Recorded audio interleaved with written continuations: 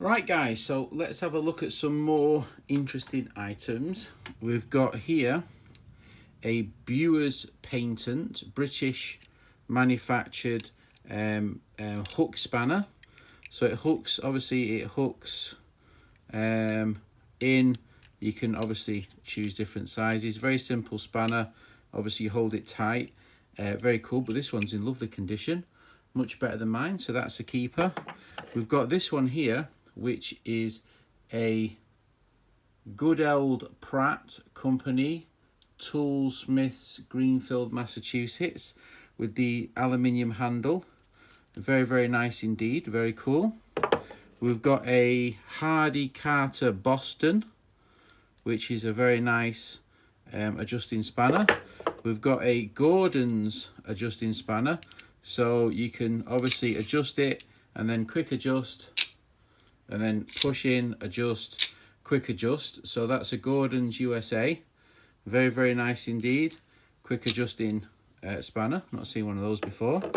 We've got a Ellis 10-inch adjusting spanner.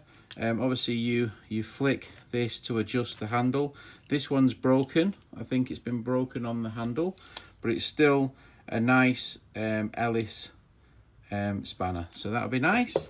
We've got an American J.R. Long wrench company. Very, very cool. 1906. This is a wedge design, 3 pieces. Obviously wedges, kind of funky the way it wedges down, and then you can wedge it. Really interesting the way the different positions it can go in. Really, really cool. 1906 drop forged steel. That's a nice wedge design, a bit like a Fritzl, but kind of different. We've got here an Eclipse. So I'm not sure if Eclipse number 3 patent, July 1900. I'm not sure if that's the UK company. Oh, it says, there we go. No, it's not. H&W Company, Richford, New York.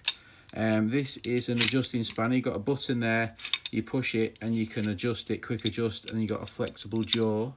Don't think I've seen one of those before. A very cool one. We've got a handy handle. Very, very nice handy handle, good condition. Handy handle. Alex, if you want this instead of yours, let me know, because yours is a bit rough. You've got this one here. This is a French one. The reason why I chose it is because I really like the brass. That little bit of brass makes it for me. We've got a double-headed one, just like that with a handle. I've had one of these before, unmarked, probably German. And then we've got a beryllium copper alloy, Telcon adjustable spanner, 181. Adjusting Telcon spanner. I don't think I've got that one. So some interesting items. Let's see what else we've got. I'll show you some more. One sec. Hi guys, hope everybody is doing well. I think this is video number 4, possibly, or number 3, I don't know, of the latest pickup of adjustable wrenches. Wonderful collection from my good friend Roger. Some very interesting items, so I'm going to show you a few of these. So here we've got some very early wrenches. These are wagon wrenches for horse and carts. Petch. This is 2 different sizes of the same brand, and this was before the automobile, obviously for horse-drawn carts and wagons, etc. Probably dating around the 1870s, 1880s, something like that. There's 2 sizes of that. We've got a very early adjusting wrench with a hexagonal handle. This is a very early type wrench. You find these with all different manufacturers, but this one seems to be unbranded. We have a Pollux automatic wrench, so you pull it and then you can shut it. Pollux automatic locking wrench. This one seems to be laminated, needs a clean, but an interesting example. And then we've got this one here. Not sure if I can, this is a March wagon wrench with the nut on the top. Quite unusual. Some very large and unusual items here. All right, let's move on to a few more interesting items. Right, these two are French, very similar to the Clyburn type of adjusting spanner. These are Vernet, French. Imagine it's drop forged, that. Very, very nice. Let's have a look at the lengths of these. Let's get a tape measure. The biggest one is a 20-inch. This one is a 16-inch. I do already have 3 other ones of these. We've got this one here, which is a 13-inch, kind of odd sizes for British sizes. And then we've got this one here, which is a 10-inch, common size, and this is a 7-inch.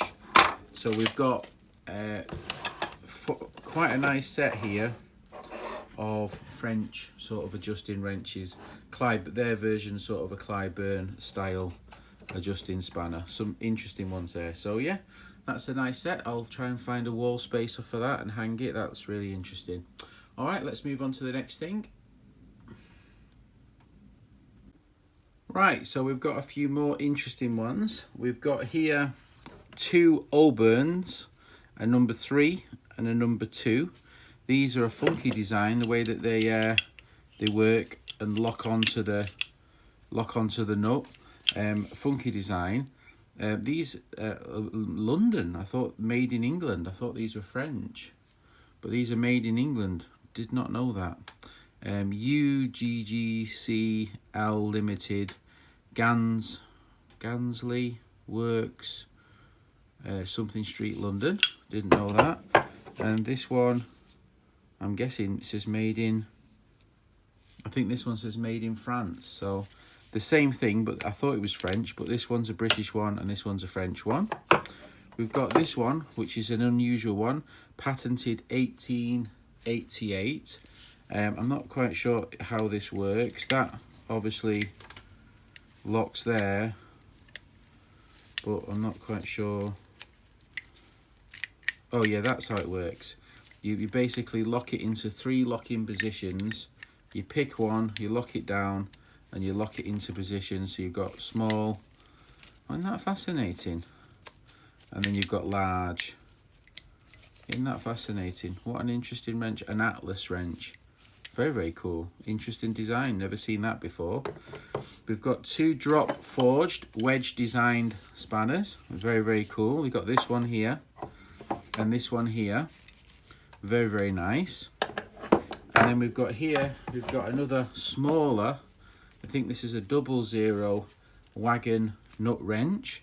And then we have this one here, which is also a wagon nut wrench. This one's made in England. Obviously that's the nut and you can adjust it this way. Very unusual design. It's very, very cool. So let's show you a few more. Right, here we've got some extremely early ones. These ones are probably 17th century. Very, very early.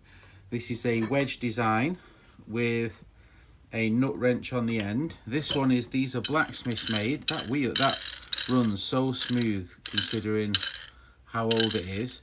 Blacksmith-made, very, very crude, rudimentary, very rare, very early type wrenches.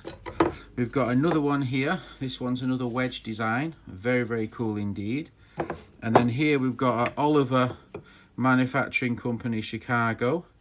You know, adjusting wrench.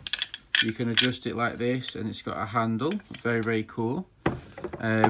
Some really interesting designs. It's amazing what actually they made and how they were made and how they were hand forged by blacksmiths and then wedged so you can undo the nut. Very, very cool indeed. All right, so I think that's probably enough for this video. We'll stretch out the rest in the next video. Hopefully you enjoyed that. Thanks for watching. Take care. Bye.